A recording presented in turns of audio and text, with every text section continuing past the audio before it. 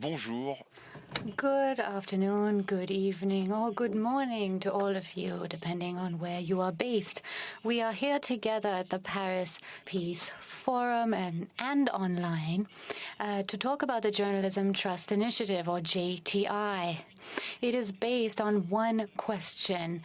Are we destined to live in a world where disinformation, lies,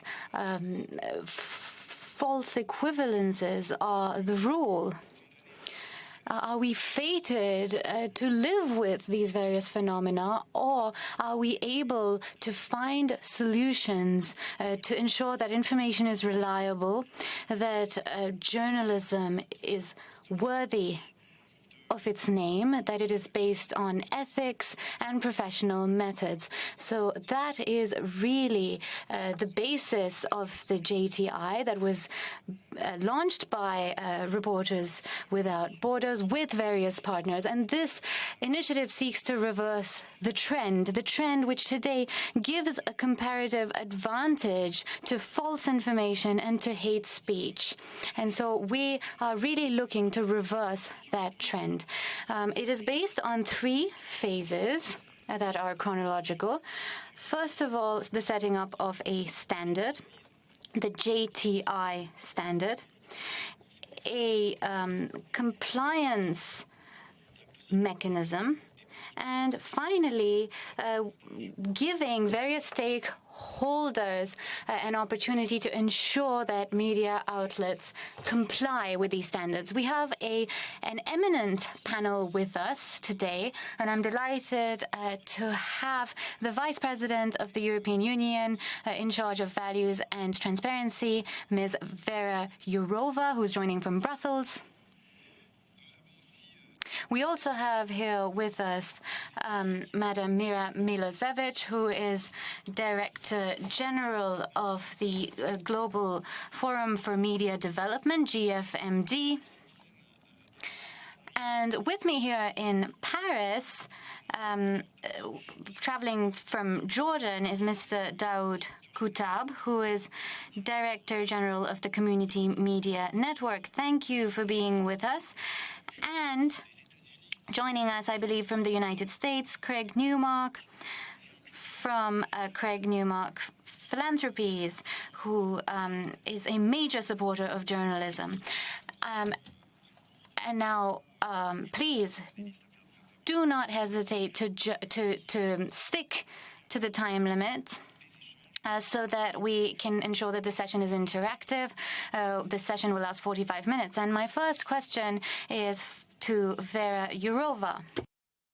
Jourova, and thank you for the European Commission for your support to the Journalism Trust Initiative. And my first question is, what is exactly the conception of the European Commission regarding the strategy consisting in driving out the bad with the good to support the visibility of trustworthy sources online? We discussed it recently. We have to, I think, reconfigure the rules for the information space. And this reconfiguration for me means that, first of all, we have to protect the freedom of speech and independent media.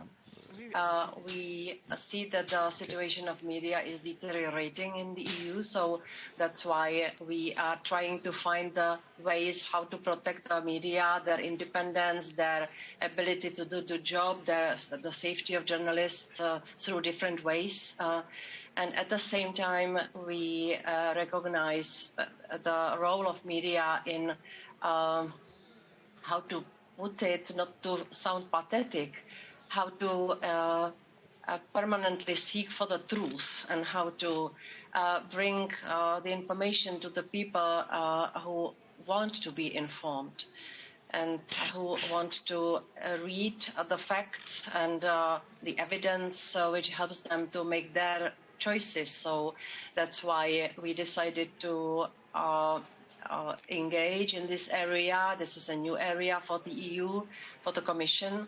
That's why we came last December with the European Democracy Action Plan, where we are outlining the plan for the next 3 years for the legislative and non-legislative measures, the code of practice against disinformation, which is now being upgraded, invites also the initiatives like the Journalism Trust Initiative to join and to cooperate, because we believe that, as you said at the beginning, we must not resign on fighting for the truth and for the information space where the truth will be appreciated and recognized, and where the lie will not kill the chances to still believe in something. So in the European Democracy Action Plan, we have a comprehensive set of legislative and non-legislative measures which we are now introducing into the broader debate, but also, for instance, the code of practice. This is the initiative which is based on whole of society approach, and we are inviting the tech companies, we are inviting advertising industry, of course the journalists, the academia. We are trying to find a mechanism which will protect the truth and which will protect the facts without introducing any kind of censorship. Yeah, what you said was very important about mobilizing all the stakeholders. But what about how can the EU Commission use the JTI as a practical solution in the context of a co-regulatory framework? Sorry. When you read our plan, How to Protect Democracy, where the media have the very important role, you will find the sentences like the professional media, and I don't know if we use the term trustworthy media, but we are inviting the sector of media to come with own self-regulatory measures or initiatives, and the Journalism Trustworthiness Initiative or Journalism Trust Initiative is a very good example of what we would like to see, that the sector itself will come with the rules, with some kind of, if you allow me to say, certification, which will also help the other stakeholders to recognize who is who, because we live in the era when everybody can be a journalist. When you wake up in the morning and you write a blog, it doesn't mean that you are a journalist. Or when you decide to become the journalist in order to do harm to people by means of lying, I think that this is a very important moment for us to realize that we need media, but we need trustworthy media. We need professionals who are able to work with information and deliver trustworthy content to the people. So for us, such initiatives are exactly what we made clear in the European Democracy Action Plan, that this is what we need, and this is the sector itself which should come with the initiatives which will increase also the, if I may say, reputation of the job, because I think that the job of a journalist in the EU is under different pressures, and one of them is the economic pressure. When we look at the journalist jobs, very often it's a precarious job, very uncertain, with low security, freelancers and so on. And in general, also the media sector as such is under economic pressure. We know that the current business model goes against well-protected journalism because of the pressure from the side of big tech, and the weaker economically the media, the easy targets they are for politicization and for different kind of pressing. So that's why the Commission decided to protect the media and to come with initiatives which will, however, keep the media sector free from also the pressures from our side. So that's why I always try to introduce the initiatives which support media, but which do not commit the media for some kind of I don't know, gratitude or, or how to put it better. I will leave it back to you. Thank you so much. And of course, we are grateful for this support. My next question is for Mira. Hi, Mira. I will start with a very concrete question. What has been the involvement of GFMD in the JTI? Thank you, Christoph, and it's a pleasure to be here with you today and with our distinguished speakers. We have supported JTI, especially the creation of JTI Campus, as we want to ensure that small and medium-sized media with less resources, and especially in Global South that our members and partners are working with, are able to benefit from engaging with the development and implementation of professional standards, especially online. We cannot afford to leave those actors behind. And I would like just to give you a quick story about this hypothetical journalism organization that we all support that publishes a story about a corruption case where a multi-million-dollar contract is given by the state-controlled company to a politically connected consortium. Sounds familiar.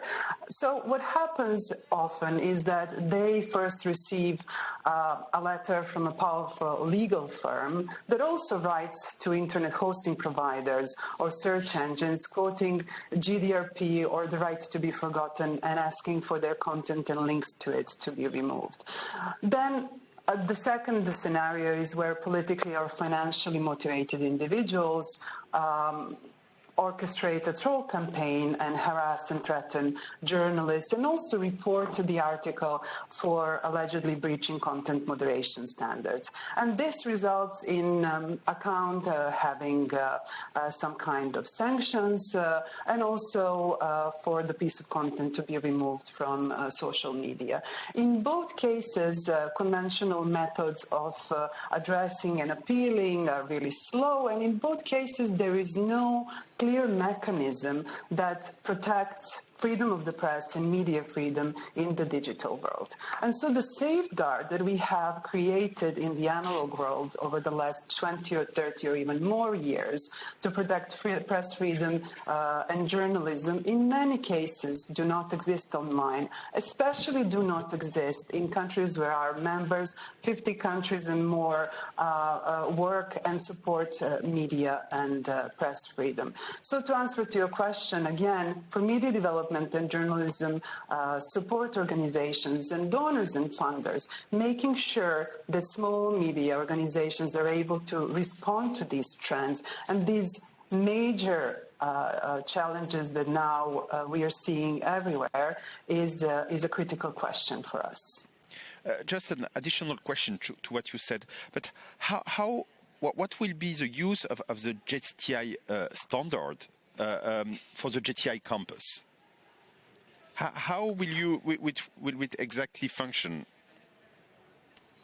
Well, we are working on it, and we are working on the package of training and learning materials. And we look at JTI as this open and collaborative standard that will have a long life. So we hope that especially small journalism organizations, will have access to tools that will allow them to easily first self-assess and hopefully at some point also get certification that will allow them to be easily visible as a quality content providers and as ethical and professional actors, both, for instance, to old and new donors and funders. Then they can become trusted long-term partners to advertisers. They don't have to rely anymore on blacklisting of keywords that actually then blacklist a lot of journalism.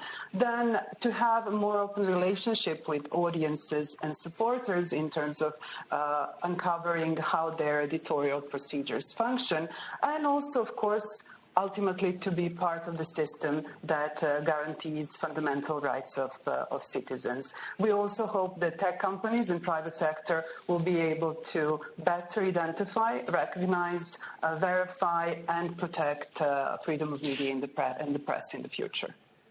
Thank you, Mira, and we will get back to you soon again. Craig will come soon, but first I will like to ask my next question to you, Daoud. Hello. Hello. You discovered JTI very recently, you told me. It's very exciting because it's something that I think many of us independent media badly need, because what the digital revolution has done is allowed us to break through with the big media outlets that were basically monopolizing the media. But governments quickly picked up on this problem, and they started creating their own websites to compete with us. And so there's really, and they've created a vast bad mouthing of internet media. So everybody says, oh, you got it from the internet, it must be fake news. And so we're fighting this fake news issue, and we need to show that we're different. And so the idea of a JTI, I started way back a project called Amin, the Arabic Media Internet Network, which basically discovered that in the Arab world we speak the same language, and the media is extremely free in every Arab country, except about the country where it's published. So Jordan is excellent on Lebanese news, and Syria is fabulous on Algerian news. And so, I mean, put all of these sites on one location. People could actually read about themselves by reading what's happening in what's published in other Arab papers. And it's actually in the Pandora's papers, our organization Ammannet published for 3 lovely hours stories about the Pandora papers, but then the government tried to stop us. But then all other sites already had the information. So what is needed now is a certification that this is different. This is done professionally. This is a professional organization that does double check. And so as was said, the donors, the advertisers, the others can understand, can relax that this is a trusted organization. But as I mentioned, you discovered JTI recently, and you made a very quick decision. Yes. Could you tell us more very concretely about your media group? What is your clear intention regarding JTI? I had never heard of JTI until a month ago, and I was at a conference in Amman organized by the Deutsche Welle Academy, and then reporters, your colleague gave a presentation about JTI, and as soon as he was done, I went to him and said, I want to join, I want to register. And he said, yeah, it's easy. So I went online, lots of questions. It's everything we've been doing. It just hasn't been certified, hasn't been validated. And so basically we had to make a few changes. We had to add things on our website, and we're in the process of being validated. Hopefully we might be the first Arab website or media outlet that is actually certified, and you're welcome to come for the certification. I hope so. Okay. What is exactly the process in front of you? The process is something like 100 questions that you have to answer, and it's not enough to answer the question. You have to kind of prove it.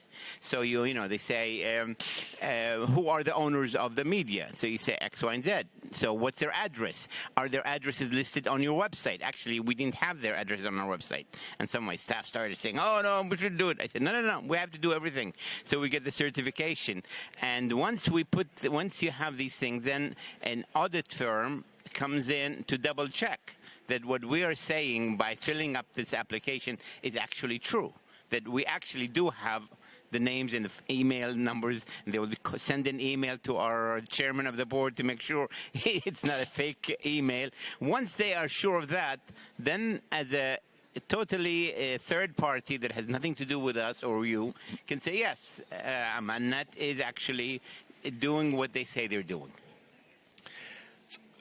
I'm not sure I'm allowed to enter into subjectivity, but I really feel that's really impressive for me that you enter into this logic and to see that JTI could be also developed in this region. Last month I had a discussion with the head of the Media Commission, and he said, private TV, we have no complaints. Private radio, we have no complaints. All our complaints about the websites. 1,500 complaints about websites because people who don't like them were saying the fake news and so on. Countries in our region put a lot of pressure in owning the big media. And as a result, we have what is called self-censorship. And over 90% of journalists in our countries self-censor. I tell my journalists, don't ever self-censor. Let me make the decision as an editorial or go by the guidelines. And so what is happening now is that the audience doesn't know who's good, who's bad, who's professional, who's not. If they know you, yes, but if you get a random article from a site you've never heard before, we want to be sure that there is a stamp that says, we have nothing to hide, we're legitimate, Reporter San Francisco says we're okay, and that gives us that credibility that we were lacking from an organization that's well respected. You told me something very funny. You said that nothing to hide, which is the slogan for a campaign for JTI. And I've been saying this all the time. My office is the only office that I never lock the door. And people tell me you should put special things on your phone so that people don't. And I keep telling them I have nothing to hide. Whatever I know, I publish in my website. And all of a sudden, when JTI's hashtag was sent to us, the hashtag says nothing to hide. So it's what I've been saying all the time. Okay.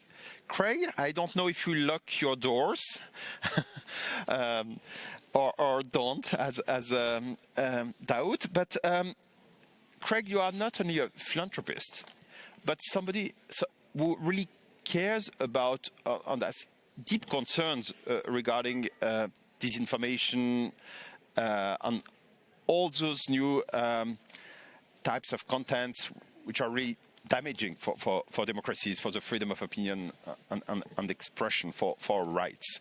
And what do you think is the most difficult challenge at the moment? The purpose of the JTI, from one point of view, is to create a set of standards by which a news outlet or a news distributor, like a social media platform, they can agree to be trustworthy. So the problem then is convincing news outlets and social media platforms to accept the JTI, which means that they're going to behave in a trustworthy manner, that they will not do things like amplify disinformation. It is proving hard in a lot of cases to convince the policy people or the lawyers at social media platforms or newspapers. It's hard to convince them to commit to being trustworthy and basically to not lie to the readers. That's proven to be very difficult. A related area, which is a major challenge, is that when a news outlet or social media platform promises to be trustworthy, they're going to be attacked by bad actors, some of which are hostile nation-state actors, and they're generally not prepared to be attacked in that manner. Because you do need to lock your doors in the cyber arena. That is, you do have to stop your systems from being penetrated, and even in the worst case, to being exposed to ransomware attacks, because bad actors seek to destabilize trustworthy publications but through the use of ransomware techniques, and that can be absolutely crippling. Thank you, Craig, and I agree with you. Some doors should remain open, and some others should be closed for safety reasons. Do you think, as a philanthropist, that JTI can have a value for donors as well when awarding grants to the media sector? I mean, there are so many sources of contents. I'm not saying news and information, contents. Saying that there are journalistic sources, that sometimes for donors it's difficult to know to whom you really give your money. Or a subscriber, you want to know that the newspaper or social media platform can be trustworthy. If they adhere to JTI or similar principles, they're saying that they're trustworthy. There's some enforcement in there too. But we all want news sources that can be trusted. If a news outlet or a social media platform doesn't adhere to JTI principles or the equivalent, they're saying they're not trustworthy, which means that I, as a donor or a subscriber, I'm not interested. So that's the great value of the JTI. With enforcement, you can be assured that the news outlet or social media platform is distributing what is probably true. Thank you, Craig. Almost the same question for the Vice President of the European Commission, Vera Jourova. The European Union is also a big spender in advertising, running its own large campaigns. Do you think that a tool like JTI could help to allocate these spendings more responsibly in the future and lead by example? Can JTI serve as a normative framework to allocate public funds? Yes, thank you very much, Christoph. I have to react on what we had from Mr. Kutab. I remember I asked you when we discussed a few weeks ago this initiative whether it's not too French or only French, and you told me it's European, and now I see that it already goes beyond the border of the EU, so I want to congratulate you because it's a really great initiative. And coming back to your question, of course, the European Union is a big spender in advertising. The Commission has very clear and strict rules for public procurement, and we rely on the advice of the experts every time we engage in advertising campaigns. And so I think that the initiative could help. Because everyone, including the Commission and private sector experts, need some compass to navigate through the increasingly fragmented and complicated media landscape and audiences, and I believe that the initiative can contribute to this objective. Let me highlight that when the Commission supports news media, we make sure that the editorial independence of the beneficiaries is guaranteed. So this is what I already said in the previous answer, that we do it in a very careful way. We are setting transparent and objective selection criteria, and we include also charters of independence in grant agreements. So you asked me the question whether the initiative can also serve to us in this field, and my answer is yes, indeed. Just an answer to what you said, and I perfectly remember when you asked this question about is it too French? Probably you asked this question because of my accent in English. I guess that's the reason, because JTI is really not French.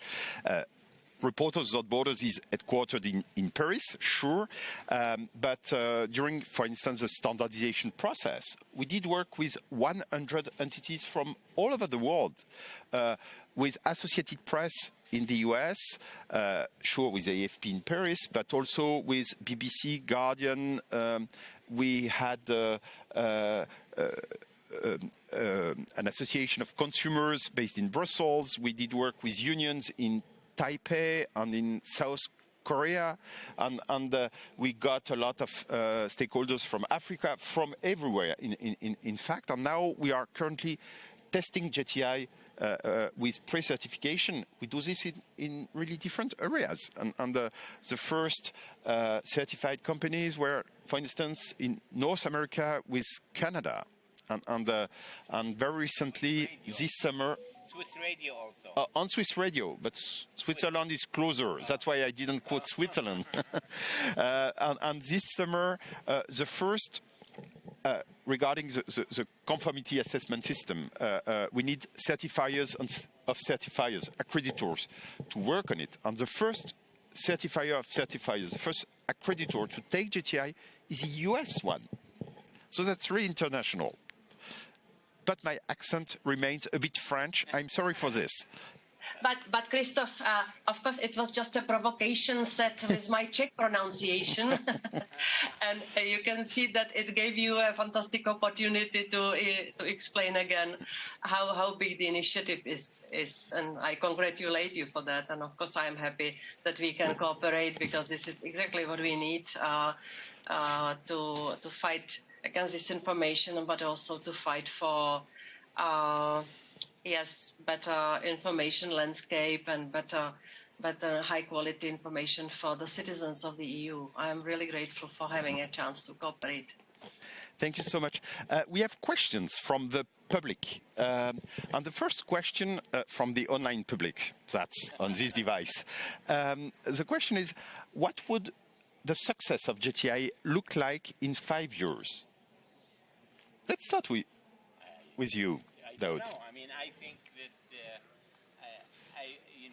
based on what Madame from the EU said, if the advertising of the EU will be given to JTI certified media outlets, then it will be very good. Then, Sorry. I forgot because I succeeded to listen to you. I fear what you I have was to saying, repeat. it's okay. What I was saying is that if the EU is actually going to channel advertising only to, or mostly to JTI certified media, that's going to be a big boost to people like us who have been fighting to deal with the fact that 70% of local advertising has been stolen from us by the big giants, by the Googles and the Facebooks and so on. So if, in fact, countries and regional organizations will start channeling advertising to JTI-certified media outlets, that will be a boost. That will replace the money that we've lost because everybody's advertising in Facebook. So local media has suffered as a result. So this could be a big boost for the media in 5 years. Do you share this view, Mira? And then I see that Craig and Madame Jourova, you also want to intervene. But first, Mira. Yes, thank you. Absolutely. I agree with Daoud, and I know how important this is because a lot of outlets, especially digital native ones, have a real difficulty establishing a stable and long-term business model. So in 5 years, from that perspective, I hope that the ad tech system will be renewed and reformed in two ways. First, to recognize quality publishers and to pay premium prices for the advertising space to those premium publishers. And then the second thing is that the contextual advertising would be something that comes back to a greater degree, and that the context of where the ad appear is also something that would be more profitable in the future. Of course, ultimately, the greatest success of JTI would be to preserve and safeguard press freedom, media freedom in the context of content account removal and moderation. And this does not mean exemption from moderation practices and laws for companies that are accredited. It just means application of one self-regulatory standard that is respected across different platforms. Then Craig, and then Madame Jourova. The widespread application of JTI to news outlets and social media will mean that people will know what newspapers and social media platforms can be trusted, and that's where the money would go. The ones that can't be trusted will wither away. In addition, it will be much harder for hostile nation states to attack countries with disinformation because they won't find welcome in the countries that they seek to attack. That's my optimistic view, and I try very hard to maintain my optimism. Keep it as that optimism we needed, Greg. So a message for you by Daoud, a message for you, Craig. Madame Jourova. I will not increase the optimism in the room because I want to make clear how I meant it with the public procurement and the Commission's advertising. Because, of course, in our procurement procedures, we can and we are using the criterion of trustworthiness and professionalism. So I guess that the media which are under the initiative will have a really great chance to get the money or to get the contracts, but we cannot close it only for those who are under the initiative. It's just a legal comment. Thank you. Two questions maybe I will answer directly because I think I'm the one who has the answers. What was the biggest challenge in creating the JTI? Maybe as you create something very innovative, this is the skepticism at the beginning, but after and at the end you have optimism, and I think JTI is it's creative and it's a very high bar that you set, and it's you took on a very difficult issue that everybody's been fighting, trying to find a solution to this lack of credibility in so many sites. So I think the fact that you took the challenge, you used the brand of your organization to leverage it for something good. It's great.